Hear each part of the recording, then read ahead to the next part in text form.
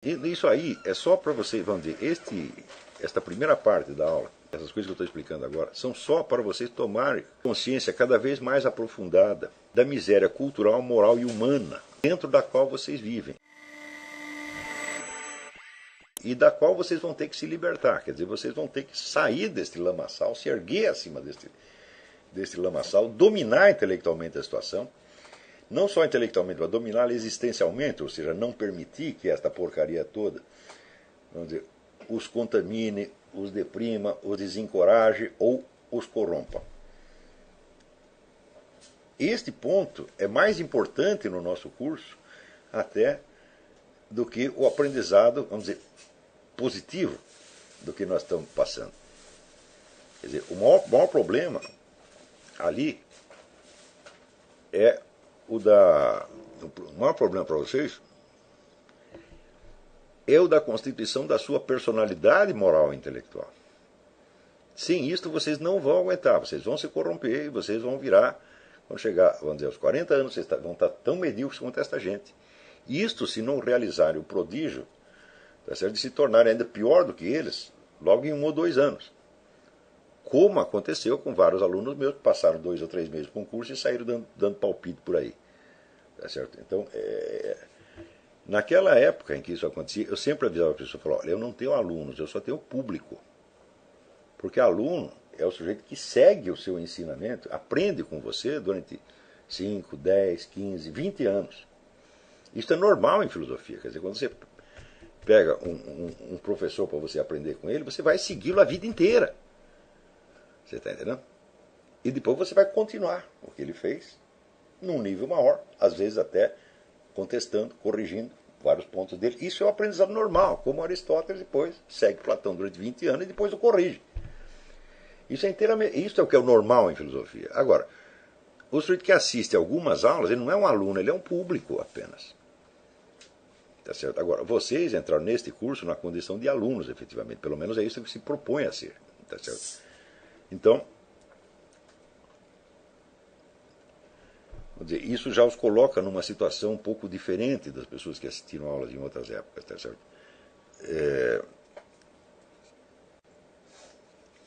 Se bem que eu tenho alguns alunos que me acompanharam durante muito tempo, mas eles não tinham o compromisso formal que vocês têm. E isso vai fazer toda a diferença. Porque vocês têm um compromisso, não é comigo, é com a sua própria formação. Vocês vão ter que atingir certos resultados, vamos dizer, intelectuais, existenciais e morais. Vou ler isso aqui para vocês apenas como uma amostra da situação. Vamos ver aqui. Os exemplos de inversão psicótica de sujeito e objeto são tão abundantes na produção escrita dos intelectuais revolucionários que a única dificuldade para encontrá-los é o embarras de choix, quer dizer, dificuldade de escolha. O caso que vou comentar aqui é interessante porque ilustra esse mecanismo em 2 níveis ao mesmo tempo. Na reação de um professor de filosofia aos acontecimentos imediatos e na sua análise de transformações sociais mais duráveis e profundas. Quando os alunos da USP, pela 1000ª vez, ocuparam o prédio da instituição, depredando o que podiam e intimidando seus colegas e professores para que interrompessem as aulas e aderissem ao quebra-quebra, ações que a professora Olgária Matos muito significativamente definiu como manifestação pacífica, o professor Vladimir Safatli, da Faculdade de Filosofia, protestou contra a intervenção policial que pôs fim ao ataque, rotulando-a de brutalidade securitária e demonstrando que é normal entre professores daquela escola não saber distinguir, na escolha de seu vocabulário, entre questões de segurança pública e a indústria de seguros. Securitário, gente, não se refere à segurança pública, se refere à indústria de seguros. Quer dizer, como é que um professor de filosofia, que já está, o homem está com 36 anos, ele não é uma criança,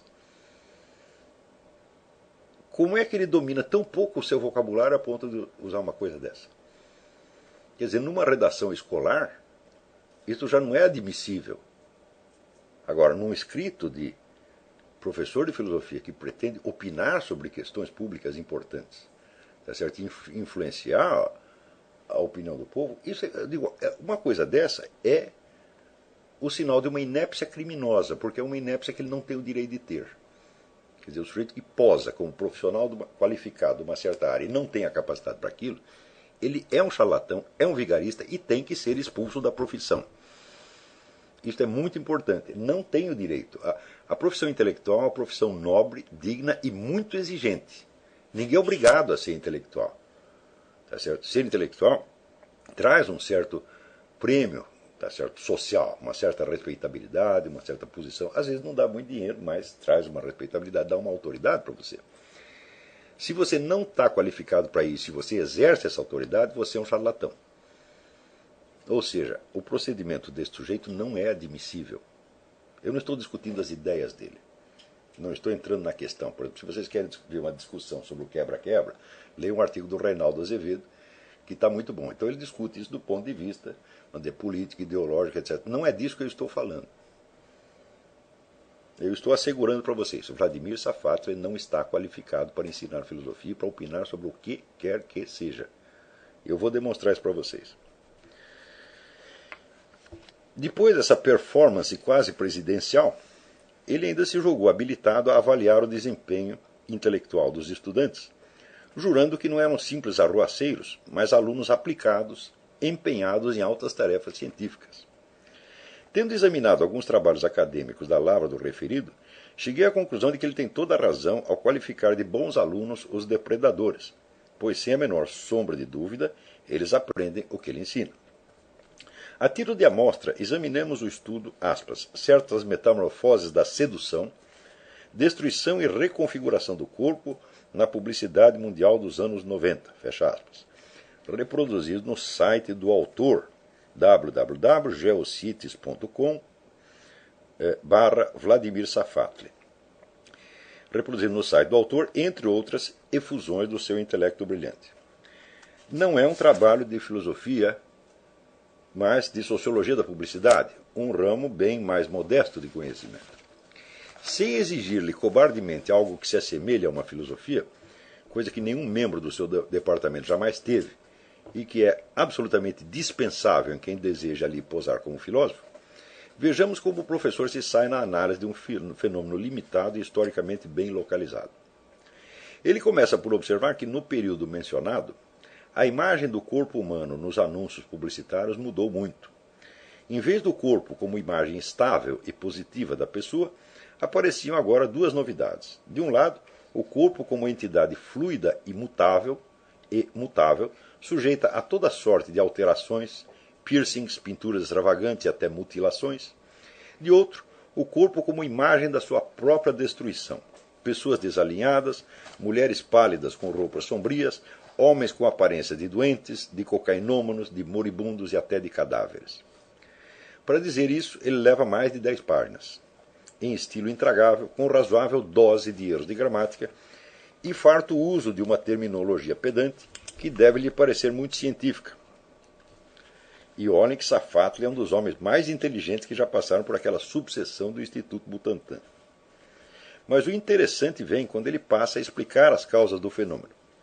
Para ele, a destruição do corpo na publicidade reflete um astuto mecanismo da lógica do mercado que, vendo esgotado o potencial das imagens estereotipadas de beleza e integridade corporal usuais nos anos 60, decidiu incorporar os elementos de rebelião e inconformismo de modo a neutralizá-los mediante, aspas, rupturas internas controladas, fecha aspas, e colocá-los a serviço de, aspas, novos processos de mercantilização da negatividade, fecha aspas. Para chegar a essa conclusão, ele confessa que usou métodos lacanianos de investigação, segundo os quais a imagem corporal de cada um é construída por introjeção de padrões estereotipados vindos do exterior da maldita sociedade. Aspas. Isto significa fundamentalmente que a experiência de produzir uma imagem corporal é alienação de si, no sentido de submissão da referência a si à referência a outro. Parênteses, comentário meu. Frase maravilhosa na qual eu mesmo, fazendo-me de coautor, tive de colocar a crase para que se tornasse relativamente inteligível. Prossegue. Não há nada de próprio na imagem do corpo. Lacan dirá que o corpo próprio, na verdade, é corpo do outro. Quando a repetição das imagens corporais positivas, aspas, transformou a publicidade em alvo maior da crítica à ideologia da sociedade de massa, esta crítica foi logo assumida pela própria publicidade. tratava-se de uma publicidade que ridicularizava a própria publicidade e certos aspectos da cultura de consumo. Fecha aspas. Os dois elementos em jogo aí são a cultura de massas, do aspas, capitalismo tardio, fecha aspas, com sua estereotipagem positiva das imagens corporais, e a crítica cultural que se volta contra esses estereótipos com um radicalismo que, seguindo o exemplo de Lacan, não hesita em destruir a própria noção de imagem corporal pessoal, acusada de ser uma camuflagem da dominação psíquica imposta pelo outro ao infeliz portador da imagem. Dessa oposição resulta, segundo Safatli, a síntese que nos anos 90 absorve e instrumentaliza a destruição do corpo, transformando o que era inicialmente crítica cultural em, aspas, novos processos de mercantilização, fecha aspas. Esta análise pode funcionar como exemplo daquilo que na USP passa como alta manifestação de inteligência e até como trabalho científico. Note que o pessoal constrói o seu currículo Lattes, publicando coisas como essa. E daí diz aqui o meu currículo científico. Mas vejamos como a coisa funciona realmente. Os conceitos lacanianos usados na análise já são por si exemplos claros de inversão psicótica. Dizer que a imagem do eu se forma por introjeção de padrões exteriores e daí concluir que isso configura uma alienação é obviamente autocontraditório.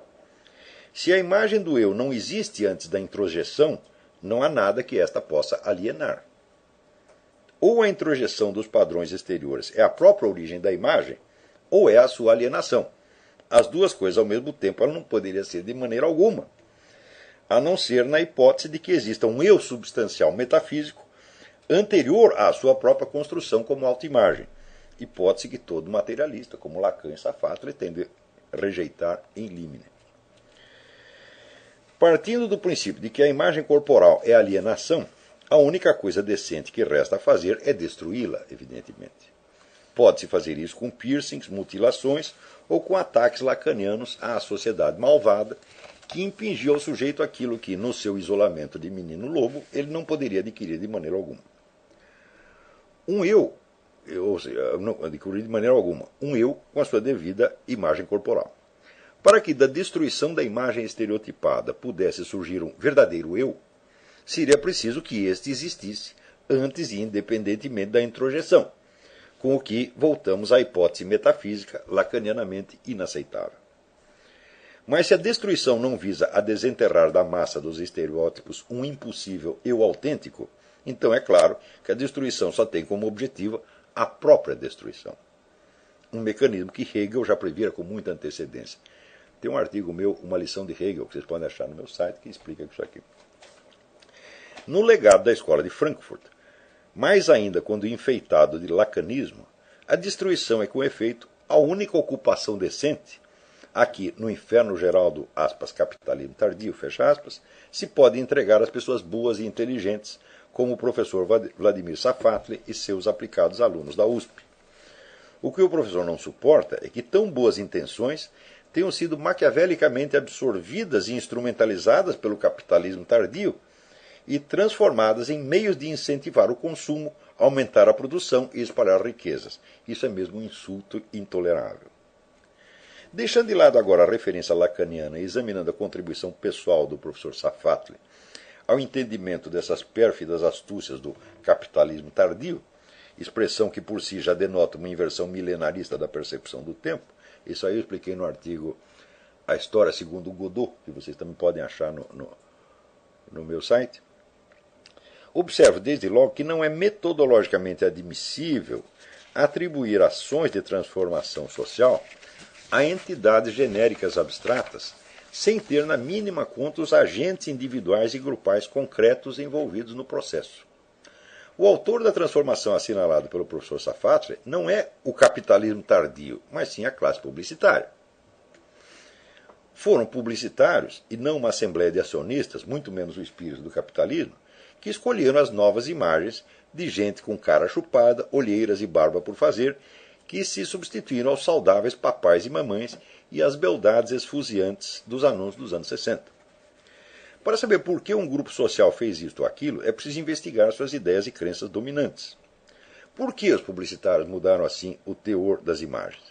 Que tipo de ideias esses profissionais adquiriram nas faculdades de comunicações? Teriam sido suas mentalidades moldadas segundo a lógica dos novos processos de mercantilização ou segundo os cânones da crítica cultural e da destruição lacaniana do corpo? Emergiram eles dos bancos escolares imbuídos da lógica do lucro ou do ódio revolucionário à sociedade, à cultura e a tudo quanto existe? O professor Safatli deveria conhecer melhor seus próprios alunos. Se há uma coisa óbvia neste mundo, é que poucas classes odeiam o capitalismo tanto quanto o proletariado elegante da indústria cultural. Então, das duas, uma. Ou esses infelizes foram obrigados por astutos patrões a abdicar da pureza da sua crítica e a transformá-la em instrumento de dominação capitalista, ou, ao contrário, a mudança assinalada pelo professor Safatli reflete exatamente o oposto do que ele diz. Em vez de uma astúcia capitalista que instrumentaliza a destruição, é a destruição que se apodera dos instrumentos da cultura de massa para impor-se como padrão dominante a toda a sociedade existente. Aqui observa-se o mesmo fenômeno de delírio autoprojetivo que já assinalei em Pierre Bourdieu. Tem um artigo Um Guru da Educação Nacional, com a sua continuação, que saiu no Diário do Comércio e que também está lá no meu site.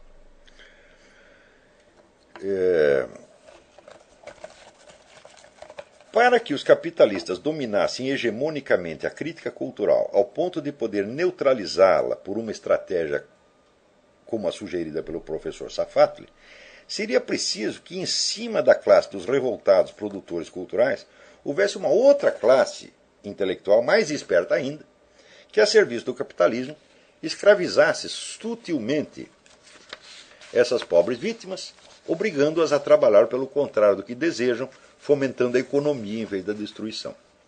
Para que isto fosse possível, seria necessário que esta classe de superintelectuais tomasse a totalidade da crítica cultural como objeto de análise, produzindo uma bibliografia científica, pelo menos tão vasta quanto ela mesma, acrescida de complexos planos estratégicos para o seu aproveitamento inverso. Em vão, o professor Safatli procurará na bibliografia acadêmica ou em qualquer outra parte do universo os sinais de estudos dessa natureza. Essa coisa simplesmente não existe. Vocês podem procurar, encontre algum trabalho que diz, olha, existe aí uma crítica cultural, desenvolvida pelo pessoal da esquerda, mas nós podemos pegá-la, instrumentalizá-la e transformá-la em instrumento de lucro para nós. Nós vamos neutralizar esses camaradas. Podem procurar estudos dessa natureza, não existem. Pode ser que alguém tenha tido essa ideia, então tem um escrito, dois. Mas como é que você pode pegar, vamos dizer, uma tradição universitária inteira, tá certo? Que vem da crítica cultural da Escola de Frankfurt até Lacan, Foucault, etc., etc., né? E absorvê-la dentro de uma estratégia, tá certo? Sem que para isso você faça estudos, análises, planejamento estratégico, crie o pessoal qualificado para fazer a operação, nada disso existe.